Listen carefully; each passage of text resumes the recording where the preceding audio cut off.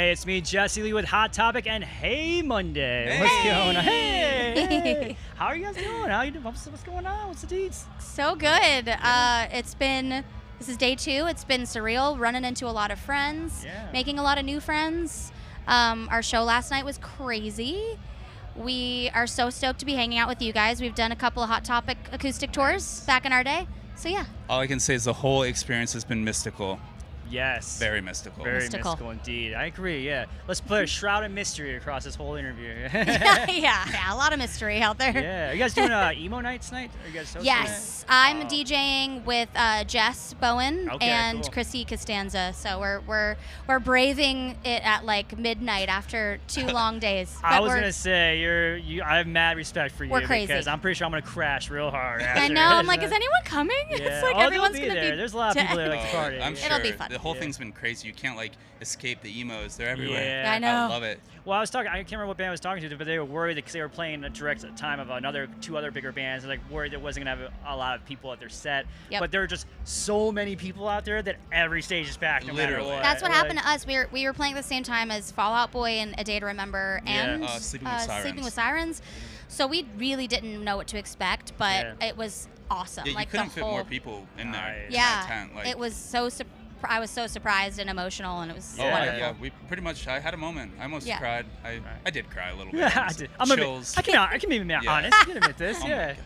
Well, you guys had like a whole little party on stage yesterday. It looked like, Oh, yeah. right? You brought up all the gals, right? It was important to me to bring up the women of this festival. I feel like festivals sometimes really miss the mark when they don't book a lot of women, because without us, first of all, there'd be no men here. That's And 100% second true. of all, Yeah, that's a true. lot of women have like paved the way for other women.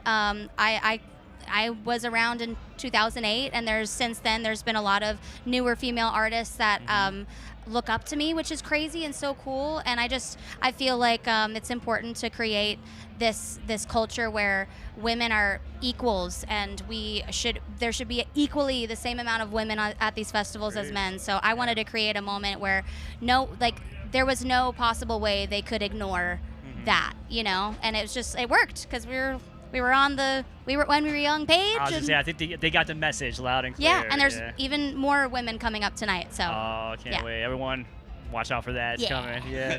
Yeah, so you spoke about in 2008, you had the band going, and then in 2011, you win The Voice, and you start building this very successful solo career, and now you're back to your pop punk roots, sort of. Like, what inspired this like return to form, if you will? It was gradual. Yeah. I did country music for 10 years, and it was awesome. And then I just noticed I stopped listening to it. I also just found out the inner workings of the genre that just didn't sit right with me. Obviously, I'm very outspoken about a lot of social issues. Yeah. Doesn't always fly in country music. And then just in general, I think 2020 really made me get really reflective of like the genre and the genres that affected me and influenced me, and it's rock. So I did like a country pop punk record in 2021, and then it just acted as a bridge to like where I really just truly ended up wanting to go, which is back to pop punk. And Alex produced a couple of songs on the record. And what I saw, country music is very controlled. It's a system, and Cassidy's extremely artistic, and if you don't stay within certain guidelines, like you kind of it doesn't work in that industry, and it's a great industry. It is what it is, but I think she has more art that needs to come out of her, and all like the new album that she put out, it's just when you actually listen to the full thing, I mean, every song I think is a little bit different too. I like that she works with different producers and gets different feels on all the songs. They all sound a little different too, but she's an extremely artistic person. thank you. Hey, We got a couple of songs on there. yeah, I somehow magically got a couple. He's a great producer. Got to work with her. amazing. I'm honored. Yeah, I mean, like you said, the country world can feel a little bit like a machine sometimes. And It's hey, kinda like, again, it is what it is. Like it's living in Nashville. I respect it. It's like, wow, this is, and it's been there for a long time. yeah. And it's very influential. But also, the more I learn about history, Johnny Cash wasn't. They hated him. He wasn't country. And then he ended up defining country. I wouldn't be surprised if that's what Cassidy does one day. They look back one day and it's like, dude, this, you know. I don't know about that. No, you never know. The new Johnny Cash. I think so. The new Johnny Cash. That's the name of your Ring next of record. Fire. The pop punk Johnny Cash. That's the story of music, is breaking boundaries. Actually, you know what? The chorus of Ring of Fire could totally be like a 2-step chorus. Oh, I think we got something here. We're brainstorming right now. That's good. I like this. So speaking of 2000s trends, I mean, we're all nostalgia dumping this weekend. Like, oh, it was so great, it was so cool, but there was a lot of crap back then. We can admit there was a lot of like cringy fashion and some things like flip phones that weren't great, you know. Oh, the sidekick? Yeah. No, sidekick still slaps. The sidekick is sick, yeah. But is there any 2000s trend, whether it be fashion or just technology-wise, that you hope never comes back, hope never makes a return? Oh, my worst fears came true. The low-rise pants have come back. I don't think I'll be. I can't do it. I retired those a long time ago.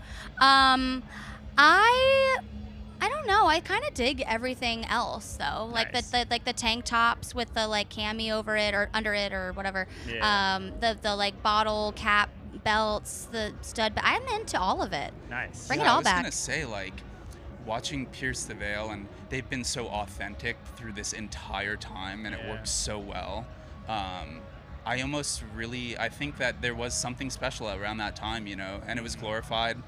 Glamour kills, you know, just bright colors. Which is coming back. I don't know. I love everything about that time, you know, and Bring we're a product of that Bring it all time, back. you know. Yeah. So yeah. So we got the When We Were Young Festival this weekend, obviously, and then Hey Monday's doing the Emo's Not Dead cruise, correct? Okay. And then so what can we expect after that? Anything else? Any other Hey World Monday? tours and new? No, I'm just kidding. Literally just kidding. Honestly, Alex and I have so much that we do outside of Hey Monday that like these things pop up and it's like we're so honored and it's exciting and we're like, cool, let's do it if it makes sense. But I'll speak for myself. I'm definitely focused more on my solo stuff moving forward, and also I'm acting now, so like that's a whole other side of my career that's starting to take more of a priority. So we're taking these opportunities when they come as just like what they are. They're just fun and a chance for us to reconnect and play songs that changed our lives. Very cool. Yeah, after everything we've been through, you can kind of like really appreciate what this means, you know, what these events are and what emo music is, what music is in general, you know. So if we get invited, by all means, I'm there. But yeah, you know, I have my own, thankfully, I will say I've leveraged Hey Monday for the past 13 years. I'm a producer, and I've been able to actually somehow use it, you know, to help get me work, and so I will always love Hey Monday. But you know, I also love that I don't do it for money. You know, we're not here for money. I don't need it. I want it though. You know, if it comes around, you know. Do you have any? I know. Speaking of. Yeah, that's great. I like the idea of like keeping it kind of special. Like every now and then exactly. We can really appreciate it. After, I mean, you know, this girl was freaking doing country circuits and you know, so to be able to come and see how special it is, but also how big it is. Like, dude, pop punk is not going away ever. You know, like it's got staying power, baby. Yeah. All right, I got 2 more quick questions for you guys. I need you to lock in on me with this one. This is tough, okay? Okay. On a scale from 1 to 10, can you rate the song First Date by Blink-182?